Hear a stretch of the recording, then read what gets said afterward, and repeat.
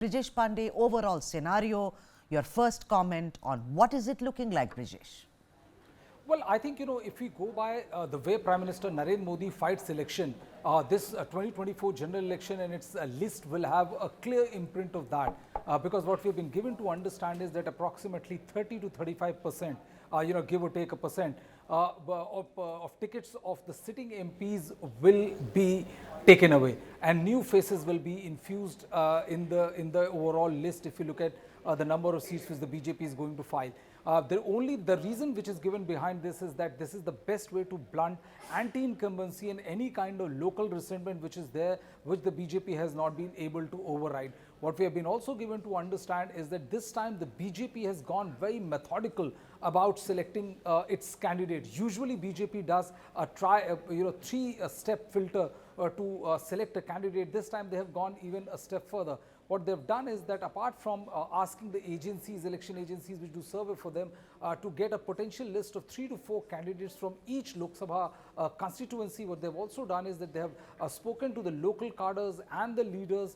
They have also ensured that the RSS wing which is operative on the ground, they have also given a list of tickets, and then there is also a filter committee which is comprises of the top leadership and also somebody from the RSS who's part of that committee, who goes through the list, and only post that list will be finally decided. What we have been given to understand is that last night, number of seats of Uttar Pradesh, Jharkhand, West Bengal, and several other states have been decided. This meeting went on till 4:30 in the morning, and what we have been given to understand is that in next couple of hours, 3 hours, the BJP is likely to release its first list. There are several sitting ministers who have been asked to let go of, which is Rameshwar Teli, who is from Assam. His ticket, he's not going to get a ticket, and most likely he's going to go to the upper house.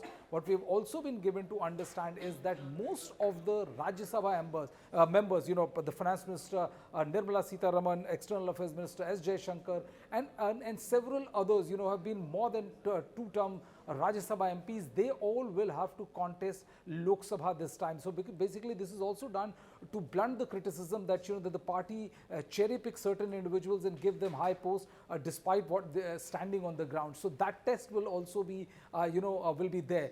The first list is likely to contain name of all the prominent leaders of the Bharatiya Janata Party, starting with Prime Minister, who is likely to contest from Varanasi, Home Minister Amit Shah, Defence Minister Rajnath Singh, and several other important leaders will make the first cut. So, in all likelihood, I think by the end of the day, we'll have a clear picture of how the BJP is approaching when the first list will be out. We'll get to know how many, sitting candidates have been divested of their tickets, how many have been denied, who all have been repeated, and who all have bucked the trends of that you're not going to get it more than 3 terms on a trot. So it'll be very, very fascinating to see, what is the combination which emerges once this list is out. So that.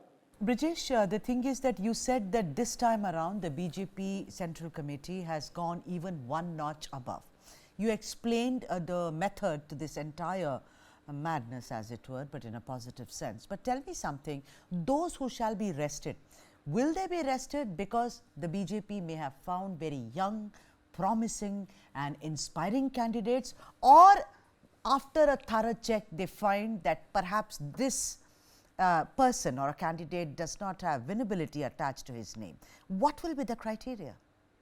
I think, so that the first and the foremost criteria is going to be the winnability, whether that person is likely to win that particular seat or not. The second is that, that whenever election takes place, what happens is that there is a decent degree of number of seats, which win on the wave of the party or the wave of the leader, but on the ground, their position is not that strong. Now, 2024 is the most important challenge for the BJP, because now they're not going to go for the for a hat-trick of winning Lok Sabha general elections, but also they're aiming a shot at history. And this is the reason why, despite several intense bickering with regional parties, the BJP have gone back and they have wooed them, like the case in point being Nitish Kumar's JDU in the state of Bihar. So for the BJP, winnability is now going to be the most important criteria as far as allocating seat is concerned. They will also be looking at candidates who may have won a particular seat 2 or 3 times, but they feel that that there is a decent degree of anti-incumbency against him, and there's the chance that that this anti-incumbency might torpedo